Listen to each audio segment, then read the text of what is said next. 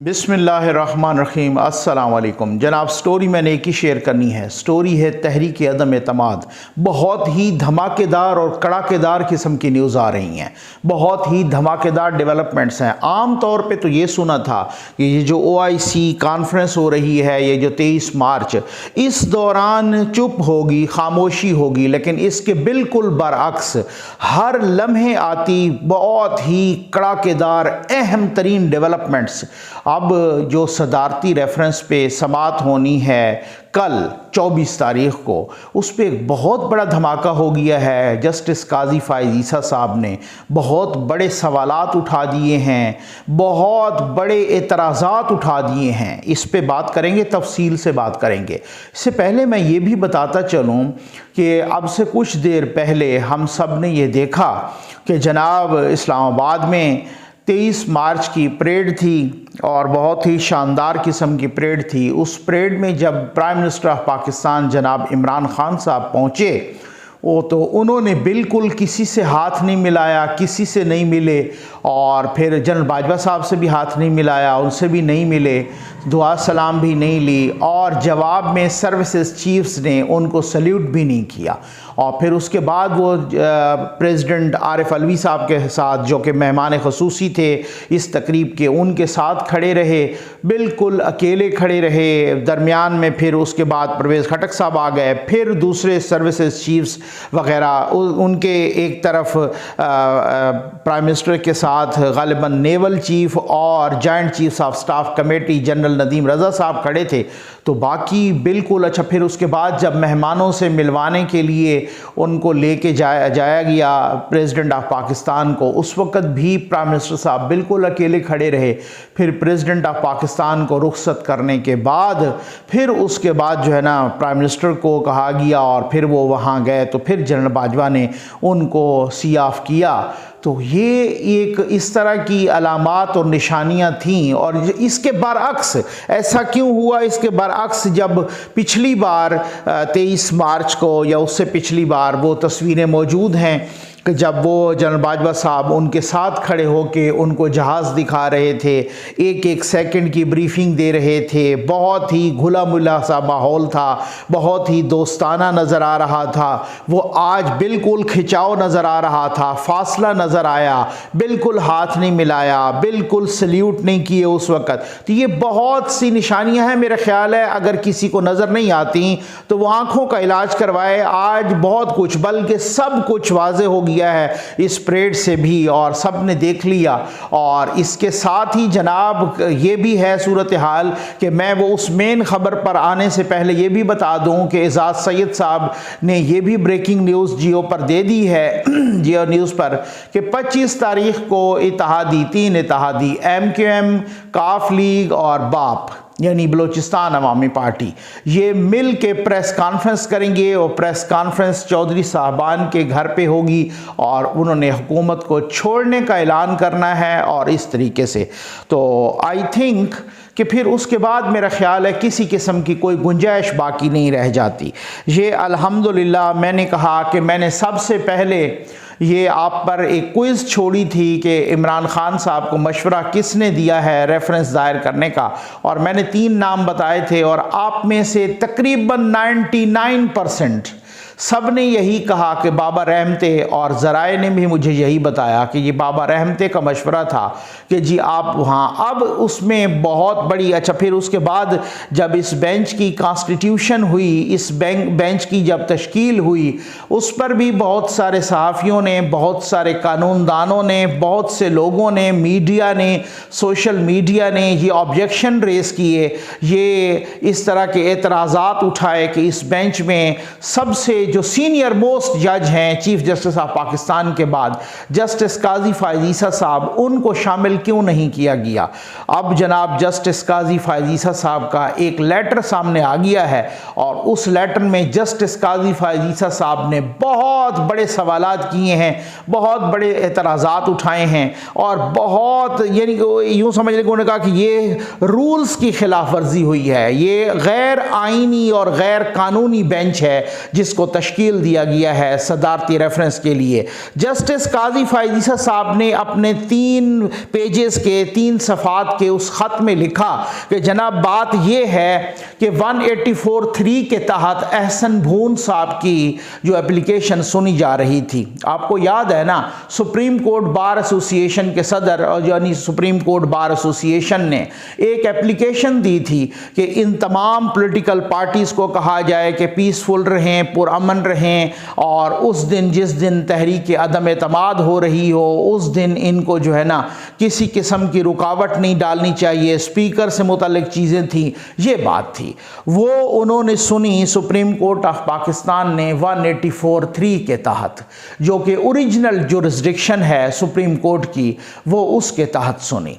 अब जब वो दरख्वास्त सुनी जा रही थी तो उसी वक्त अटॉर्नी जनरल से जनाब चीफ जस्टिस ऑफ पाकिस्तान जनाब जस्टिस उमर अताब बंदियाल साहब ने कहा कि अटॉर्नी जनरल साहब सुना है कि आपको रेफरेंस भी दायर कर रहे हैं, और उन्होंने कहा कि जी हाँ वो अभी बस वो दायर करना है। तो उन्होंने फरमाया चीफ जस्टिस साहब ने कि फिर आप ऐसा करें वो आप ले आएँ, क्योंकि उसकी वजह यह है कि हम इसी दरख्वास्त के साथ ही सुन लेते हैं जो कि एहसन भून साहब की दरख्वास्त है। अब जस्टिस काजी फ़ाइज़ ईसा साहब ने बहुत ही संगीन एतराज़ात किए हैं और फरमाया उन अपने उस लेटर में, जो कि लेटर उन्होंने चीफ जस्टिस ऑफ पाकिस्तान को लिखा, उस लेटर की कापी अटॉर्नी जनरल को भी भेजी, उस लेटर की copy supreme court bar association के सदर को भी भेजी, उसके तमाम जो एडवोकेट जनरल्स हैं उनको भी भेजी, सुप्रीम कोर्ट के जो बाकी जजेस हैं उनको भी भेजी। तो वो लेटर की कापी अब मीडिया पे आ चुकी है, मैंने वो लेटर पढ़ा है। उसमें ये भी तो जनाब वो जब जस्टिस काजी फ़ाइज़ ईसा साहब कहते हैं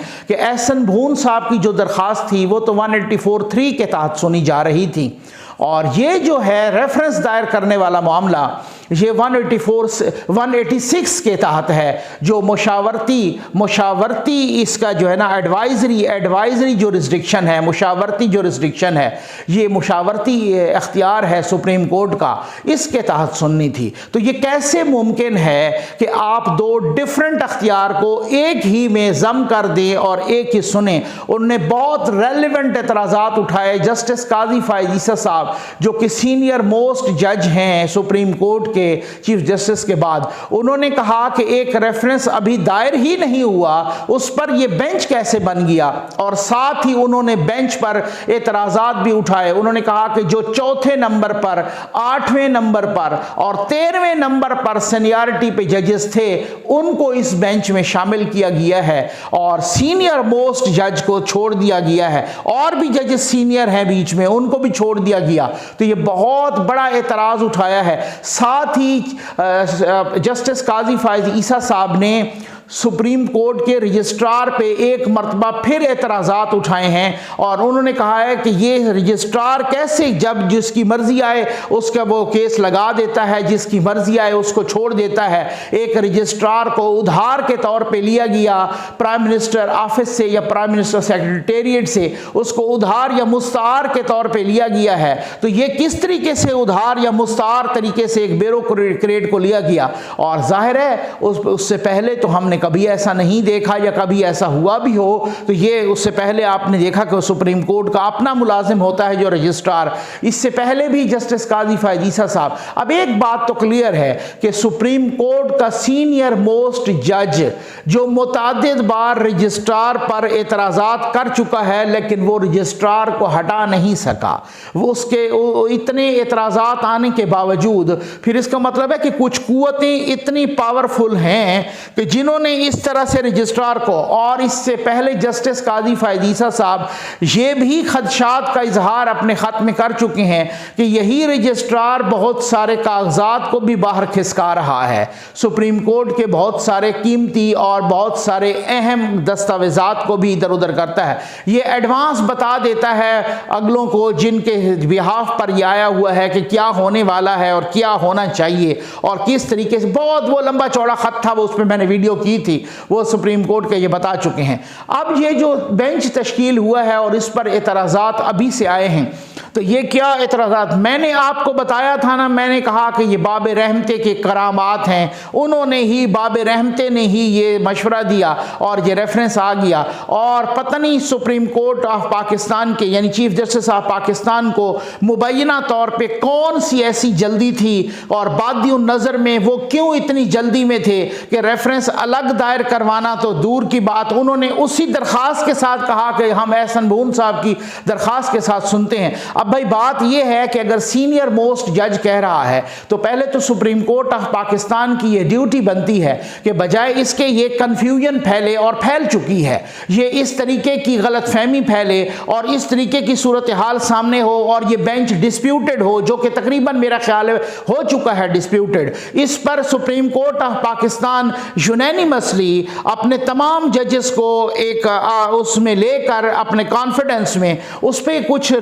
जारी करें, क्योंकि बात यह है कि जब इदारे कह रहे हैं ना कि हम न्यूट्रल हो गए हैं, जब इदारों की तत्हीर का मामला आएगा तो फिर तमाम इदारों की तत्हीर का मामला आएगा, फिर एक दो का नहीं आएगा। अगर हम ये कहते हैं कि पाक फौज जैसा इदारा वो न्यूट्रल हो, सियासत में अमल दखल ना हो, उस पर किसी किस्म की जानिबदारी का इल्ज़ाम न लगे, उस पर किसी किस्म के खदशात ना उठें, उस पर किसी किस्म के तहफ़्फ़ुज़ात ना हो, उस पर अवाम का पूरा एतमाद हो, इसी तरीके से सुप्रीम कोर्ट ऑफ पाकिस्तान अदालत उज़्मा है, और सुप्रीम कोर्ट ऑफ पाकिस्तान यानी अदलिया के इदारे पर भी उसी तरह से अवाम का पूरा एतमाद होना चाहिए, अवाम का पूरा ट्रस्ट होना चाहिए। क्योंकि इदारों से अगर अवाम का ट्रस्ट शेक होने लगे, इदारों पर अवाम का ट्रस्ट उठने लगे, अवाम का एतमाद उठने लगे, तो फिर वो इदारे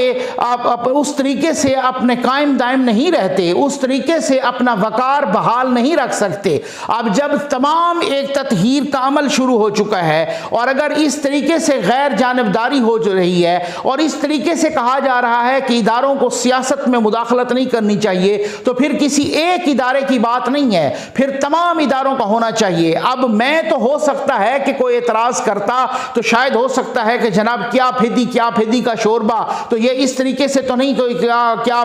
फिदी का शोरबा वाली बात है, तो हम तो चलो एक लेमैन, लेकिन सुप्रीम कोर्ट ऑफ पाकिस्तान के सीनियर मोस्ट जज जनाब जस्टिस काजी फायजीसा साहब ने इस तरह के एतराजात उठा दिए हैं, तो अब उसमें बहुत बड़ा वजन है, आप उसको इस तरीके से इग्नोर नहीं कर सकते, आप इन एतराजात को रद्दी की टोकरी में नहीं फेंक सकते। अब यहां पे बताना होगा कि ये सुप्रीम कोर्ट के अंदर ये मामला है या ये बाहर की कोई चीजें हैं, जो बाहर की कोई पावर है जो इस तरीके से, या बाहर की कोई मुबैना सिफारिश है जो बादियों नजर में डोरें हिला रही है, ये क्या सूरत हाल क्या है, ये सब कुछ मैं समझता हूं कि अवाम के सामने आना चाहिए, ये अवाम को क्लियर करना चाहिए। ये लीगल फ्रेटर्निटी को, ये तमाम बार्स को, सुप्रीम कोर्ट बार एसोसिएशंस को, पाकिस्तान बार काउंसिल को, तमाम बाकी सूबाई बार्स को, जितनी भी डिस्ट्रिक्ट बार्स हैं उनको तमाम को, लीगल फ्रेटर्निटी को, यानी बेंच के साथ साथ बार को भी ये इस तरीके से एतमाद में लेके ये करना चाहिए।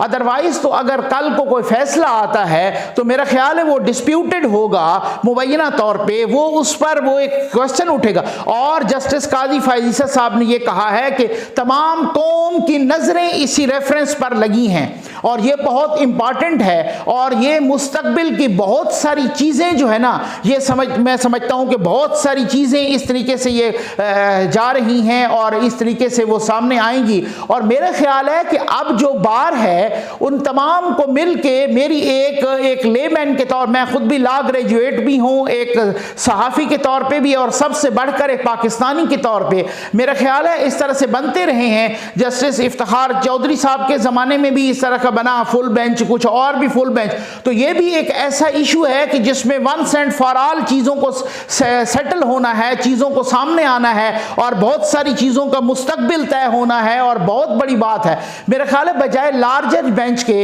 ये सुप्रीम कोर्ट का फुल बेंच बनना चाहिए, ये पूरे के पूरे जितने जजेस हैं सारे जजेस का बेंच बनना चाहिए, फुल बेंच बनना चाहिए, और उस फुल बेंच को ये तय करे वंस एंड फॉर ऑल कि ये क्या सूरत हाल है, आर्टिकल 63 की क्या सूरत हाल है, और इस तरीके से रेफरेंस अलग से सुना जाना चाहिए। ये बात बिल्कुल ठीक है, और किसी तरह से कौम का एतमाद अपनी अदलिया पर ख़त्म नहीं होना चाहिए, और कौम का एतमाद, कौम जो है ना सबसे बड़ी पावर जो है अल्लाह तबारिक व तआला के बाद पाकिस्तान में अवाम की पावर है, अवाम ताकतवर है और कोई भी इदारा हो उस पर अवाम का ट्रस्ट और अवाम का एतमाद बहाल रहना उस इदारे के अपने वकार के लिए बेहतर है। अगर कुछ इदारों ने इस तरीके से खुद एहतसाबी का अमल शुरू किया है और गैर जानिबदारी का ऐलान किया है तो अब एक नहीं तमाम इदारों को फिर खुद एहतसाबी का अमल शुरू करना चाहिए और शुरू करना होगा। ये अवाम का ट्रस्ट और अवाम की डिमांड है और अवाम का